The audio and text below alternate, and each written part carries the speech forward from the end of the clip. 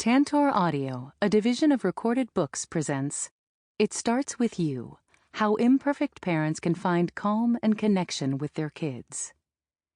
By Nicole Schwarz, LMFT. Foreword by Rebecca Eanes. Narrated by Eleanor Caudill. Foreword. Raising children is a beautiful, joyful, sometimes overwhelming and pressure-filled journey, and one that we all embark on with the highest hopes and a good deal of preparation. Filled to the brim with nearly equal amounts of love and anxiety, we read, research, and nest our way through months of anticipation, only to learn that nothing at all could have truly prepared us for parenthood. Each child comes to us with a unique soul, and there are no how-to books or manuals for how to guide that particular unique child to adulthood successfully. How could there be? This child has never existed before. In truth, if your child had come with a manual, it would have likely been a disservice to you because it would have kept you stuck on a predestined path with no curiosity or room to grow. When we get right down to it, so much of our parenting journey is about growth, not just the child's, but importantly, our own as well. Parenthood is the sacred ground where we get to rise to our own potential. On this journey, we are able to examine ourselves and our stories, trim away the beliefs and habits which do not serve us, and come out the other side wholly changed. To do that, we will need to hold hands with others who inspire and teach us along the way. This is how I first came across the compassionate wisdom of Nicole Schwarz. She has been a guiding light for parents for many years, and I was drawn to not only her practical, positive parenting advice, but her gentle and inspiring tone. Schwarz understands that there is no magic trick for how to raise children, but that connection, empathy, and heaping doses of compassion are the keys to a happier parenting journey. All change begins within.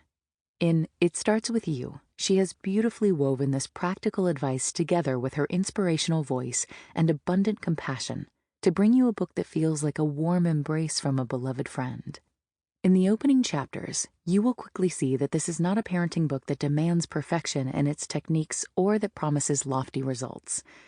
Rather, Schwarz gently encourages you to do the self-work necessary to show up at your best for your child. Early on in the very first chapter, she takes your hand and comes alongside you to discuss important topics that weigh heavily on the hearts of parents, like shame and imperfection.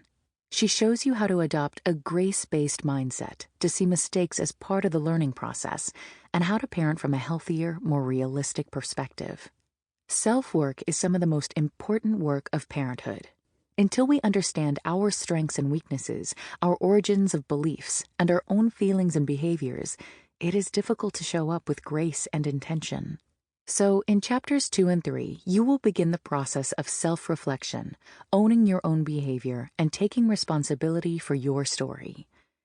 Knowing yourself and why you respond the way you do will help you be a better parent, and Schwarz helps you explore your parenting story and rewrite old narratives that currently limit you. Most parents pick up parenting books to help fix their child's behavior, not realizing that their own behavior often needs fixing first. It can be uncomfortable work, but Schwarz lovingly guides you through it with her professional knowledge and personal empathy. Understanding and managing emotions is work we all want our children to do, but to teach them how to do this effectively, we must become good at it ourselves. The following 2 chapters will help you explore your emotions. Schwarz walks you through exploring your feelings and how to playfully explore them with your kids. It's okay to feel all of your emotions and to allow your child to feel them too. Your child doesn't need a robot parent, but someone who models emotional regulation. She shows you how to do just that while understanding that no parent is going to do it perfectly every time. And so you'll learn what to do when you make a mistake to repair the relationship and reestablish connection. Many times, a child's behavior is not a result of ill will, but of immaturity. In my own work, I've seen how understanding your child's brain development greatly improves empathy and understanding. Chapters 6 through 10 teach you must-know information about the functions of the brain. Don't worry if this sounds overwhelming. You don't need to be a neuroscientist to be a good parent. Understanding your child's behavior and your own responses starts with understanding the basics of how the brain works, And Schwarz provides simple and easy-to-understand information about how the brain functions. You'll learn how to identify stressors and how to manage your stress response, and in turn, you'll know how to help your child do the same. Because healthy brains need healthy connections, this book will teach you how to use calmness and connection to help your child's brain wire together optimally. Schwarz shows you how to make real-life connections to consistently remind your kids that they belong. You'll learn how to figure out what makes each of your children feel loved and connected, and armed with this knowledge, you'll see your relationships flourish. Schwarz will show you how to break your child free from the bad kid cycle, how to combat shame and change your story about your worth, how to connect better, listen well, and have healthy communication skills with your family, and how to use empathy to strengthen your relationships in chapters 13 through 18. These are powerful remedies to disconnection and unwanted behavior, which I've seen work time and again to transform the lives and relationships of families. Throughout the rest of the book, Schwarz teaches you crucial problem-solving skills, factors that impact behavior, and how to challenge your current beliefs about discipline and begin to parent without punishment. She shows you how to give your children the amazing gift of unconditional love as you come alongside your child through every stage to teach and guide them from a place of love, trust, and relationship. It Starts With You is ultimately a book about being attuned, being present, being intentional, being creative, being confident. You will be lovingly guided through a transformation as you listen to this book, and that is Schwarz's gift to all of the parents that are lucky enough to be touched by her work. No longer bound by perfection or restricting parenting shoulds, you will reap the lasting benefits of a connected relationship with your children and the knowledge to guide them through every age and stage with confidence and love. Let the journey to grace-based parenting begin. Rebecca Eanes, author of Positive Parenting, An Essential Guide. Introduction. When I brought my oldest daughter home from the hospital in 2008, I was under the impression there was a right way to parent her. If only I could get her to sleep, eat, poop, and cry on a schedule, she would turn out all right. It didn't take long for this tiny baby to show me that she was not going to fit into any neat and tidy boxes. She had a strong personality, cried often, and was difficult to soothe. I felt stuck. I thought, what do I do now? Parenting books at the time were filled with suggestions and how-tos, all focused on her behavior and things I could do to make her fit the mold of a good child. There was nothing about me or my behavior. What I didn't know then was that she had undiagnosed celiac disease and was most likely in pain after every feeding. What I didn't know then was that she would need extra help soothing her nervous system to feel calm. And maybe most importantly, what I didn't know then was how my anxiety about parenting her correctly got in the way of parenting her well. I've grown a lot since those overwhelming newborn days. We've added 2 more daughters to our family. I've shifted my professional focus from providing mental health therapy to children to supporting parents as a coach. I've immersed myself in research about brain development, shame, and the power of relationships. And though I have not fully arrived, I'm learning to embrace imperfection, recognizing I am never going to be perfect and reminding myself that my kids do not need me to be perfect. They need me to be present. This is not a how-to parent book. This is not a book with all the answers to all your parenting dilemmas. This is a book about having a grace-filled mindset, a perspective that prioritizes relationships over rules, connection over consequences, how to be rather than what to do. Each chapter in this book is written with the intention of helping you grow in your ability to teach and guide your kids with calm confidence. No more parenting from a place of panic, worry, pressure, or desperation. No more doing things one way because that's how you were raised. No more crossing your fingers and hoping things will just go away on their own. There is a plan here, but we need to start at the beginning. And the beginning is you. I encourage you to listen to this book from start to finish rather than jumping around. Each section builds on the one before. I believe effective parenting starts with knowing ourselves, recognizing areas of growth, and celebrating progress, even if it seems small. Then we need to learn how to calm our brains so we can make confident parenting decisions. Next, we need to connect with our kids so they feel secure, seen, known, and loved. After that, we may need to make a few changes to the way we communicate with our kids, or take time to identify assumptions that impact our reactions and responses. And finally, we need to think about discipline as teaching and guiding. Recognizing maturity and brain development cannot be rushed. We need to accept all emotions, even the big, uncomfortable ones, and learn how to have respectful disagreements with those we love the most. Grace-filled parenting takes patience and time. It takes energy and insight. In some cases, it means making brave changes to the way you're doing life right now. But this is not about doing more. Instead of doing a complete parenting overhaul, the goal is to help you put your energy into the things that need your attention the most right now, while letting other things go. Being intentional about your parenting decisions helps you grow more fully into the calm, confident, connected caregiver your children desperately need. Never growing perfectly, just taking one step at a time, making steady progress in a positive direction. As you weave your way through these pages and dig into new parenting strategies, you may feel emotion stirring inside. You may recognize fears, worries, stress, or trauma you didn't even know you were carrying. You may feel a sense of loneliness or uncertainty. Regardless of your response, please know that you do not need to muscle through each day alone.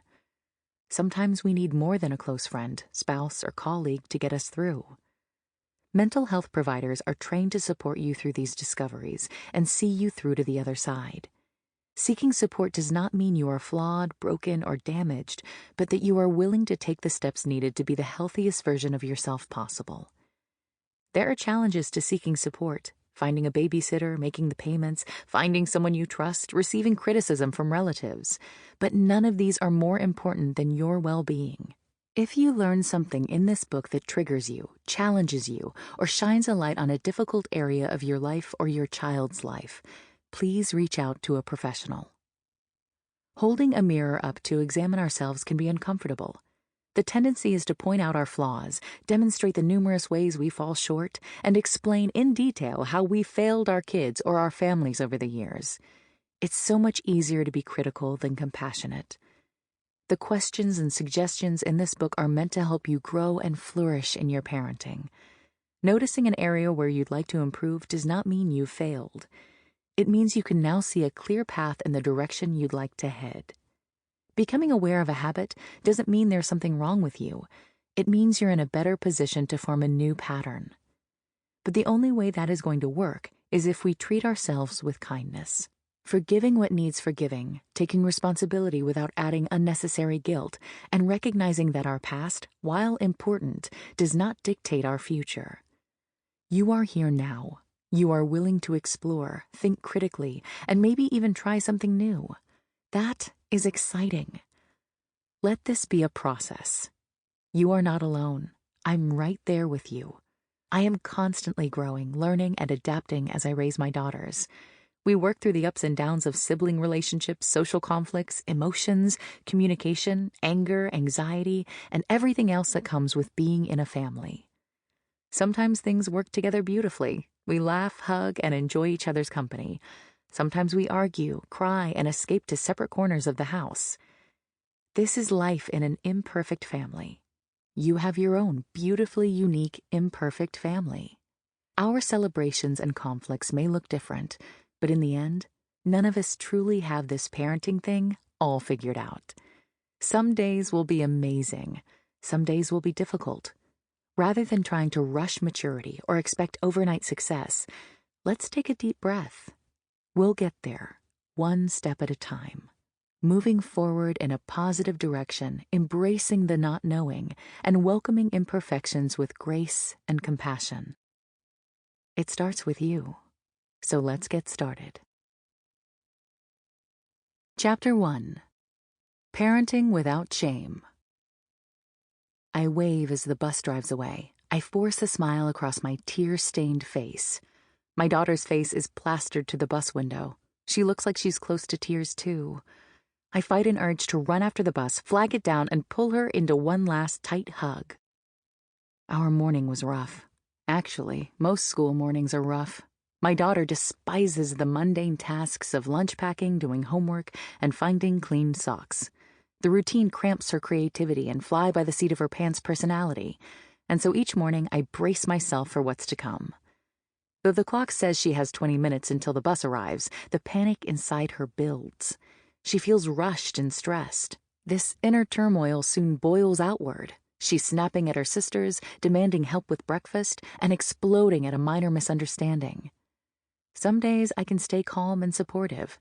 I know she's just feeling overwhelmed, and I'm able to resist responding back with the same tone she's using with me. But today, I am tired. I know she is having a hard time, but my own exhaustion catches up with me. "It's not a big deal," I say, exasperated. "Whatever socks you can find are fine. Just get moving." Those words hit her like a ton of bricks. It is a big deal to her, and instead of motivating her, telling her to hurry up causes her to slam on the brakes. "I'm not going," she yells back, digging in her heels. "Yes, you are. Come on. It's okay. You'll make it to the bus on time." My voice wavers between gentle and about to lose my cool. Somehow we make it to the bus stop. I do my best to be cheerful. Look for the positive. It's a beautiful day. But I know these platitudes only minimize the complicated feelings she has inside. I fold her into a tight bear hug as the bus approaches. On days like these, my inner parenting voice whispers, "You shouldn't have rushed to get her on the bus today. She needed you. She was obviously upset." Initially, I brush it aside. Clearly this morning was not a complete failure, right? She got on the bus, we ended on good terms, and I didn't yell at the top of my lungs. But the voice is persistent. "You should have," or "You shouldn't have," or "How could you?" And the spiral begins. I shouldn't have put her on the bus. I wasn't in tune with her emotions. She needed me. I let her down. I did the best I could becomes I am a failure. I made a mistake becomes I am a mistake. In an instant, a normal parenting challenge leaves me feeling completely flawed. Guilt turns to shame. Embracing imperfection. On the surface, we all know perfection is impossible to achieve. When our toddlers fall while learning to walk, we say, "Oops, up you go, try again." But when it comes to parenting, our parenting, the story we tell ourselves is a bit different. This story tends to be an all-or-nothing endeavor. It carries an unspoken expectation of perfection. We measure ourselves by our behavior and by the behavior of our children. If you lose your cool instead of staying calm just once, it wipes out all those other times you were able to stay calm in the heat of the moment. If your child melts down at the end of a playdate, you feel a nagging tug, as if something you did or failed to do caused it. Rather than seeing these moments as learning opportunities or normal developmental stages, we keep lists of our mistakes. In quiet moments, this evidence seems to pile up against us. Times we should have comforted when instead we punished. Situations where we unfairly judged the circumstances without knowing the facts. Places we missed opportunities to show love and criticized instead. It's easy to see how shame can take hold. Over time, we start believing the lie that says, "I'm a failure." Healthy guilt enables us to take responsibility, admit our flaws, and move forward. "I'm sorry I lost my cool with you. It was wrong of me to overreact like that." Hugs all around, and everyone moves forward in a positive direction. Unhealthy guilt moves quickly to shame. Shame is the desire to hide true feelings for fear that you will be unlovable. Shame researcher Brené Brown defined shame as the intensely painful feeling or experience of believing that we are flawed and therefore unworthy of love and belonging. Something we've experienced, done, or failed to do makes us unworthy of connection. While guilt says, "I made a mistake," shame says, "I am a mistake." Confident parenting requires a willingness to look at our own behavior. It insists that we honestly take stock of our thoughts, words, and actions. It assumes that you have the desire to use guilt in a healthy way and push through those lonely, isolating, uncomfortable feelings of shame to make changes. This is not easy. If you've never named that little voice in your head that makes you doubt if you're a good enough parent, welcome to shame. If you've been stuck in a shame spiral for years, you may worry that there's no way out.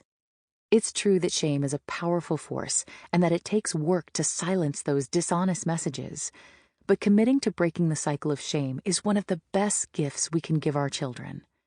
It starts with you, deciding today that you will no longer define yourself, your parenting, or your worth through the lens of shame, as a failure or a mistake.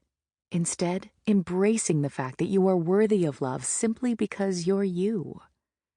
Shame wants to keep you stuck, hidden, disconnected from a community. But here's the truth. Your kids don't need perfect parents.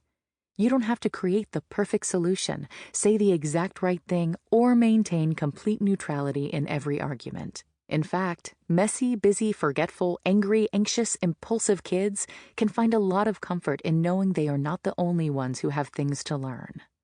When your kids see you embracing imperfection and refusing to be paralyzed by shame, you give them permission to see mistakes as part of the growing up process, rather than something that needs to be hidden, pushed down, or perfected in order to be loved. In other words, you keep them from becoming entangled in their own shame spiral. Grace-based parenting. This book is a guide, a logical progression of strategies to help you make parenting choices with confidence. However, this is not a test of your perfection. It's not a do this and have perfect kids guarantee either. You can follow the advice in this book and still occasionally yell at your kids. You can use these tips and your kids may still have an argument with each other or refuse to turn off the TV. Not many parenting books start with this kind of statement, but I'm being honest. And if we admit that perfection is impossible, this honesty is where we need to start. The fact that you make a mistake doesn't necessarily mean you're doing something wrong, or that the information in this book doesn't work, or that you are a mistake. It means you're imperfect, and so are your kids.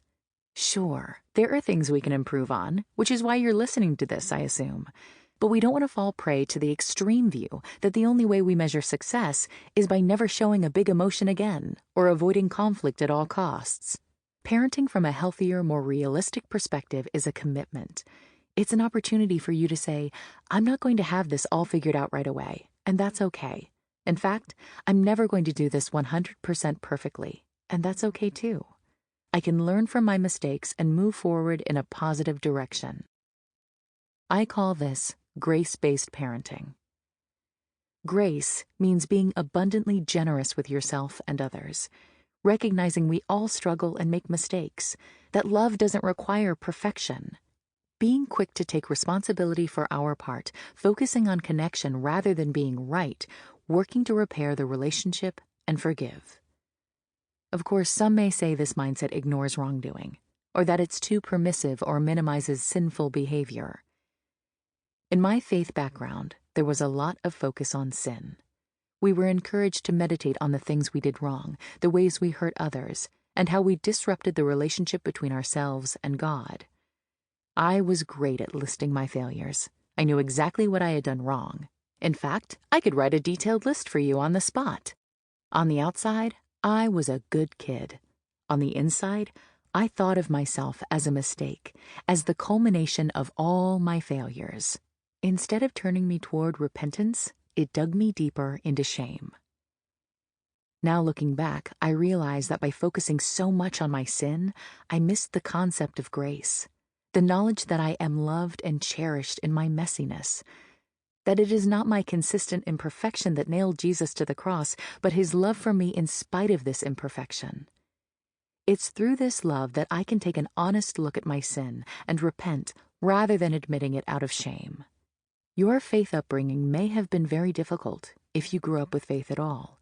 Regardless, most of us picked up an unhealthy focus on our faults when what we really need as parents is grace, for ourselves and for our kids. A quote from parenting expert Pam Leo is making the rounds on social media. It says, "We can't teach children to behave better by making them feel worse." We cannot start by pointing out our children's flaws and imperfections and expect them to make a healthy change in behavior. We need to start with connection. We need to start with love. We need to be willing to give them grace first, even before they change their behaviors. Your kids are going to make mistakes. They are going to test the limits and engage in power struggles. They are going to act out when their brain is in panic mode.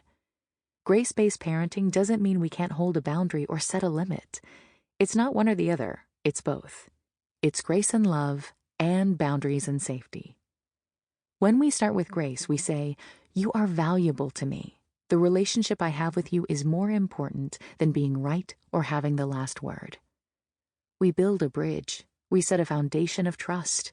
Our kids begin to learn that it's safe to be honest, it's safe to apologize, and it's safe to make mistakes because our love isn't based on their perfection. Grace-based parenting doesn't mean glossing over things to only focus on the good. Rather, it's to give ourselves a clear picture. A picture defined by truth, not by shame. When we lose our tempers, we recognize the voice in our head that whispers, "Failure, failure, how could you do that again?" And we challenge it and gently rephrase it as, "Okay, that got off track quickly. I am feeling overwhelmed by my child's big feelings. That's a normal response in this situation. What do I need to do to get back to feeling calm so I can make this right with him?" You are imperfect. So are your kids. This book will help you embrace imperfection and cling to grace so you can shed the weight of shame and parent your kids with confidence. It starts with you. How do you define shame and guilt? How would you define grace-based parenting? In what areas of your parenting do you find yourself struggling to embrace imperfection? What shame-based messages do you tell yourself? Chapter 2. It starts with you. Years ago, when I was just starting out as a therapist, I got a job doing in-home family therapy. My clients were children who struggled to manage their anger, anxiety, ADHD, or aggression. The goal was to bring the family together to talk about the child's challenging behavior and find a way to make it decrease. Using the popular intervention tools of the time, we created endless charts: rules, consequences, rewards, points, tokens, stickers, elaborate schemes to encourage the child to behave in a way the family deemed acceptable. In all my years sitting with families, the focus was always on the child, hoping we could motivate them to do better, speak kinder, or manage their emotions. I can't recall a time when I created a chart to help the parents to manage their own emotions. The general, though unspoken, message was clear: I'm fine, fix my kid. You'll notice that there aren't any lists of rewards and consequences in this book. There are no instructions for making an effective point system. After stumbling across positive parenting in my research, I quickly abandoned the notion that our immature children should somehow have the skills, knowledge, and ability to manage their behavior better than the adults providing their care, simply because they earned a sticker.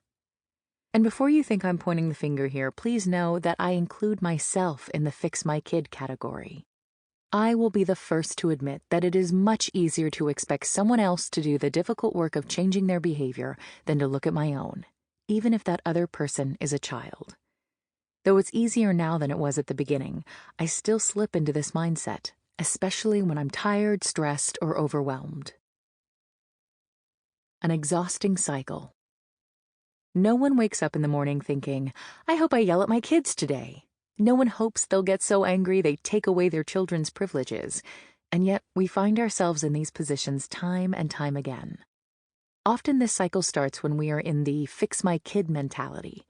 The thinking goes like this: you talk about acceptable behavior, set up rewards for achieving this behavior, and give consequences for negative behavior. Sometimes these rewards work. Your child follows through with the behavior you were hoping to see, and everyone's happy. Unfortunately, more than likely, your child doesn't achieve this behavior, so you dole out consequences. This, as you probably know from experience, doesn't go well. Your child begs and pleads. They promise things will be different. They tell you they didn't mean it. All the parenting books you read told you to be consistent, to stick to what you say you're going to do, and so you keep the consequence in place. But then something happens. Your child doesn't relent. They persist. They get more upset. They yell and scream. They call you names. Your own temper rises, and you find yourself feeling even angrier. Feeling trapped, you increase the consequences. Raise the stakes, which of course makes everything worse. Your child is even more upset, and now you are yelling, pulling your child forcefully into the room until they calm down. Later. Sample complete. Ready to continue?